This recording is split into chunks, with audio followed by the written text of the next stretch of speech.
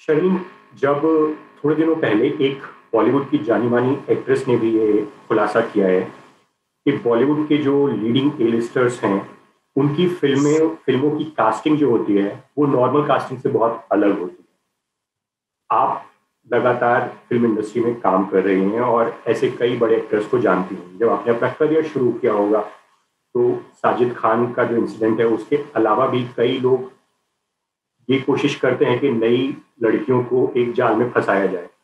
तो क्या आपके साथ ऐसा कोई इंसिडेंट हुआ करियर की शुरुआत में जो कि आप शेयर करना चाहती हैं और नई लड़कियां जो इंडस्ट्री में आ रही हैं उनको बताना चाहेंगी कि इस तरह के हनी ट्रैप से आपको बच के रहना है, क्योंकि ये आपको एक्ट्रेस बनाने के लिए नहीं बिछाया जा रहा है, ये आपको एक गलत दिशा में ले जाने के लिए बिछाया जा रहा है ये जाल। जी बिल्कुल। सभी न्यूकमर्स से मैं ये गुजारिश करती हूँ कि आप प्लीज अंधविश्वास करके ना जाएं। किसी भी निर्देशक या निर्माता से मिलने के लिए पूरी तैयारी करके जाएं, खुद को मजबूत करके जाएं और अकेले बिल्कुल ना जाएं। हमेशा किसी ना किसी को साथ में लेकर चले। आपकी माँ हो, आंटी हो, अंकल हो, भाई हो, फ्रेंड हो, जो भी हो, साथ में लेकर चले किसी ना किसी को। एंड इमोशनली और मेंटली स्ट्रांग होकर जाएं। तो शर्लिन, जिस वक्त आपने इंडस्ट्री में शुरुआत की थी, उस वक्त से लेके कई सारी चीजें इंडस्ट्री में बदल चुकी हैं। कास्टिंग डायरेक्टर और कास्टिंग कंपनीज बीच में आ चुकी हैं जो कि प्रोजेक्ट्स के लिए कास्टिंग करती हैं। कई खुलासे कर रही हैं जो मजबूत और पावरफुल गर्ल्स हैं और लेडीज हैं जैसे आप हैं, और जो कई अभिनेत्रियां हैं जो कि बॉलीवुड इंडस्ट्री के बारे में बड़ी बड़ी बातें बता रही हैं लोगों के लिए और अवेयरनेस फैला रही हैं। इसके अलावा मी टू कैंपेन भी बॉलीवुड में हुआ है, तो उसके बाद भी लोगों की आंखें काफी खुली हैं।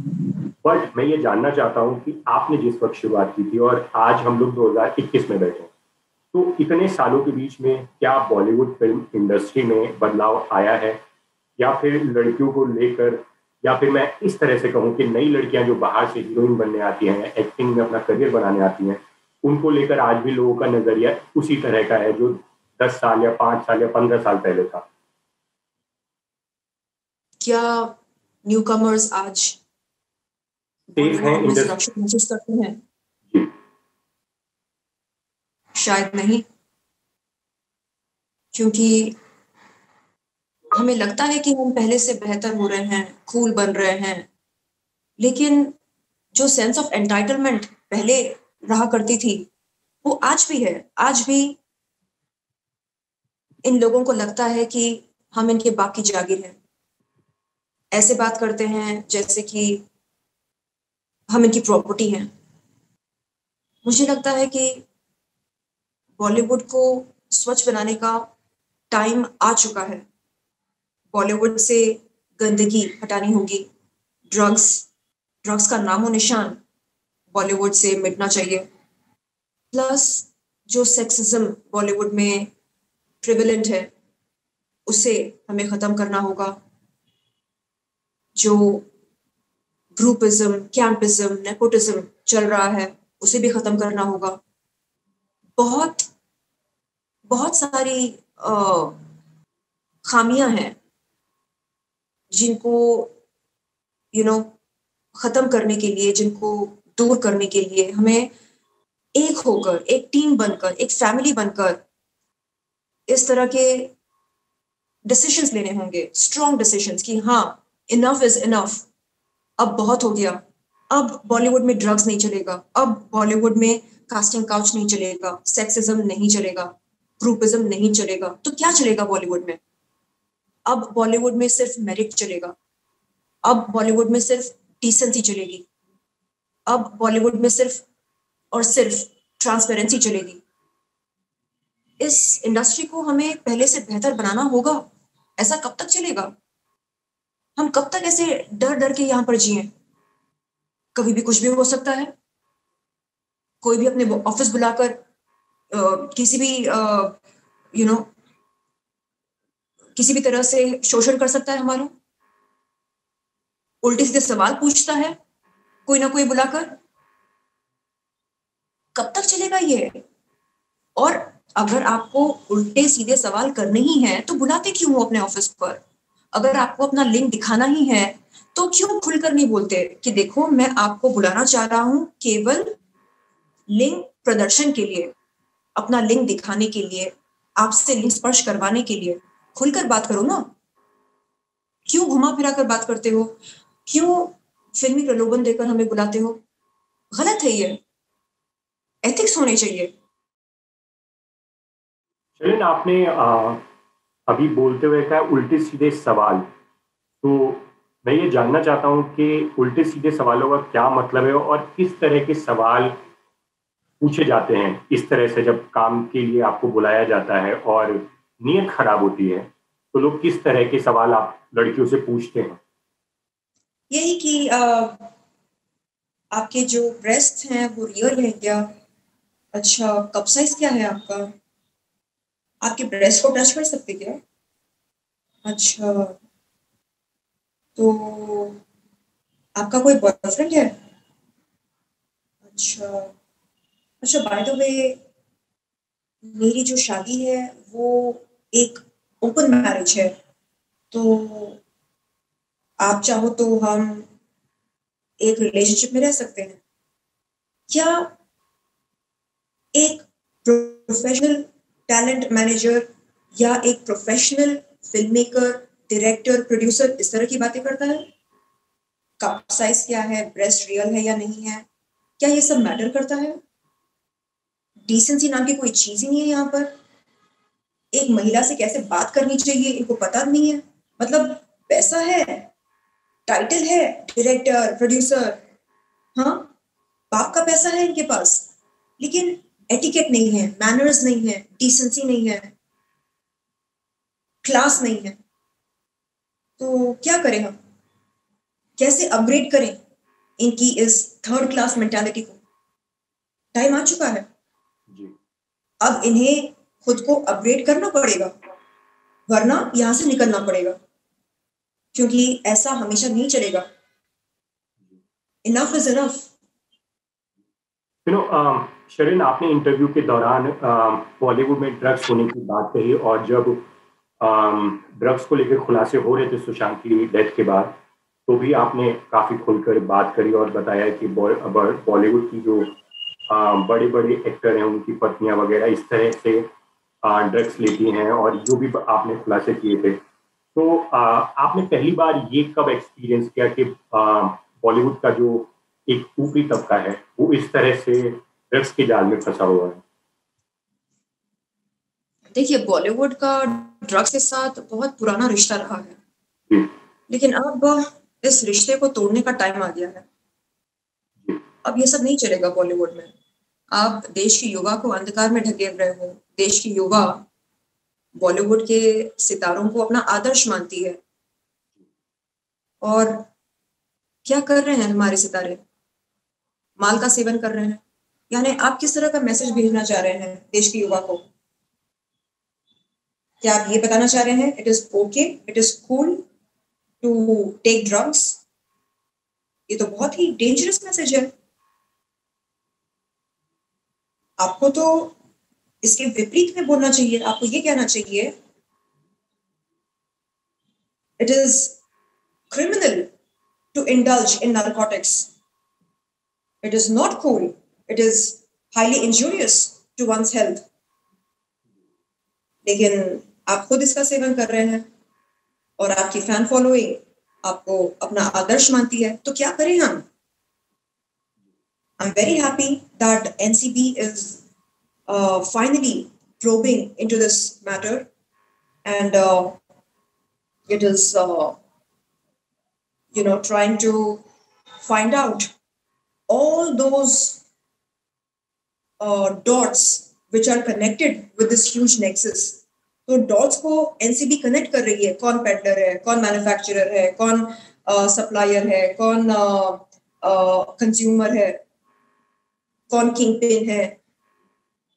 तो मैं चाहती हूँ कि हम सब कोऑपरेट करें एनसीबी के साथ, ताकि इस ड्रग्स की दलदल से एंड सेक्सिज्म के दलदल से एंड जितने भी सारे सोशल इवल्स हैं, इन सभी दलदलों से बाहर निकले बॉलीवुड, एक स्वच्छ बॉलीवुड बने। ये शर्लिन, एंड में मैं आपसे यही जानना चाहूँगा, आपने बहुत सारी चीज़ें बॉलीवुड लाइफ को बताई एंड आई होप कि आपने जो चीज़ें बताई हैं, उन पर बॉलीवुड भी विचार करेगा कि नई लड़कियाँ जब इंडस्ट्री में आती हैं, तो उन्हें किन-किन चीज़ों का सामना करना पड़ता है और इन चीज़ों से उनका मनोबल किस हद तक टूटता है। तो एंड में मैं ये चाहता हूँ कि आप हमारे लिए और देश के जो युवा हैं, जो इंडस्ट्री में काम पाना चाहते हैं, काम करना चाहते हैं, उनको ज़रूर कुछ ऐसी चीज़ें बताएँ कि उनका मनोबल जो टूट गया है बॉलीवुड को लेकर, जो लगातार खुलासे हो रहे हैं, वो दोबारा से बढ़े और एक अच्छे बॉलीवुड में वो आएँ और बॉलीवुड को और अच्छा बनाएँ। इसलिए कोई मैसेज अगर आप देना चाहें तो? देखिए, सबसे पहले मैं ये कहूँगी, अम, यहाँ पर जज़्बातों की कोई कदर नहीं होती है। जी, तो यहाँ पर आपको एक दोस्त ढूँढने बिल्कुल ना आए। दोस्त या अ, गाइड या सपोर्ट सिस्टम ढूँढने बिल्कुल ना आए। यहाँ पर आएँ तो सिर्फ़ और सिर्फ़ एक लक्ष्य से, और वो लक्ष्य क्या होना चाहिए? आपको बतौर एक्टर आगे बढ़ना है, सफल होना है। तो क्या करें? किस पर भरोसा करें, किस पर ना करें? शुरुआत के दिनों में आप हर जगह अपने परिवार के साथ जाएँ या अपनी माँ के साथ या किसी भी रिलेटिव के साथ, भाई-बहन, अंकल, चाचा, आंटी, अकेले बिल्कुल ना जाएँ मीटिंग्स के लिए, और एक अच्छे एजेंसी के साथ जुड़ें। अब कौन-सी एजेंसी ड्रग्स रैकेट के साथ जुड़ी है और कौन-सी एजेंसी स्वच्छ है, इसका पता, मतलब इसकी जाँच तो आपको खुद से करनी होगी, पता लगाना होगा मार्केट में, किसका क्या रेपुटेशन है, क्या बैकग्राउंड है। एंड एक अच्छे एजेंसी के साथ जुड़कर आप यू नो अपना पोर्टफोलियो सर्कुलेट करवाएँ और लोगों से मिलें, पता लगाएँ कि कौन कितना जेन्युइन है और कौन सिर्फ़ फेंकता है, बड़ी-बड़ी बातें करता है और कुछ नहीं। तो इस तरह आप सबसे पहले लोगों को जाँचें, परखें, पता जी, लगाएँ कौन कैसा है। उसके बाद अगर आपको स्टोरी या स्क्रीन प्ले समझ में आता है, आपका किरदार समझ में आता है, तब आप यू नो एग्रीमेंट की बात करें, एंड एग्रीमेंट भी अच्छी तरह से पढ़कर साइन करें। अंधविश्वास ना करें किसी पर। मैं ज़रूर आने वाले न्यूकमर्स के लिए एक किताब लिखना चाहूँगी, the dos and don'ts in the Bollywood industry.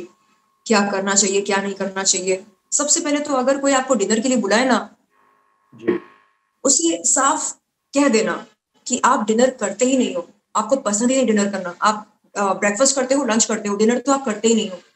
क्योंकि यहाँ पर डिनर के बहाने बहुत कुछ चलता है, and emotionally, spiritually, mentally strong होना बहुत ज़रूरी है।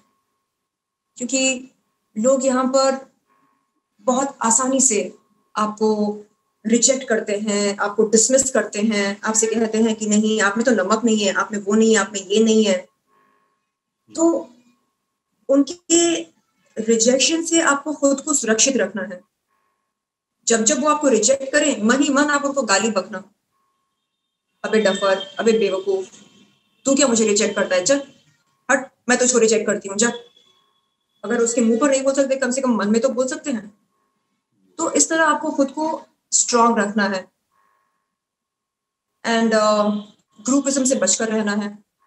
अब कैसे बचेंगे?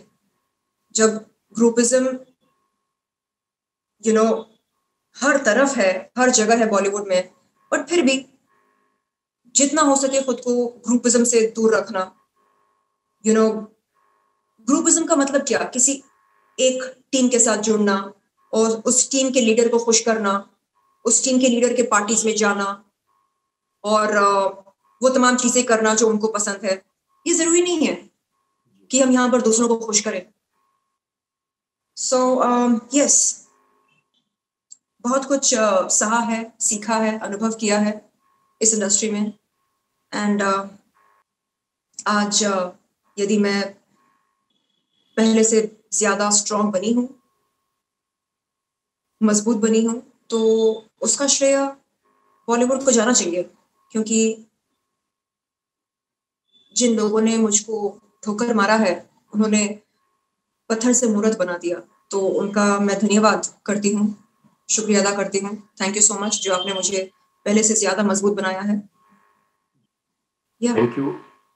तो Sherlyn, thank you very much Bollywood life के साथ बात करने के लिए एंड जी डिजिटल के साथ जुड़ने के लिए।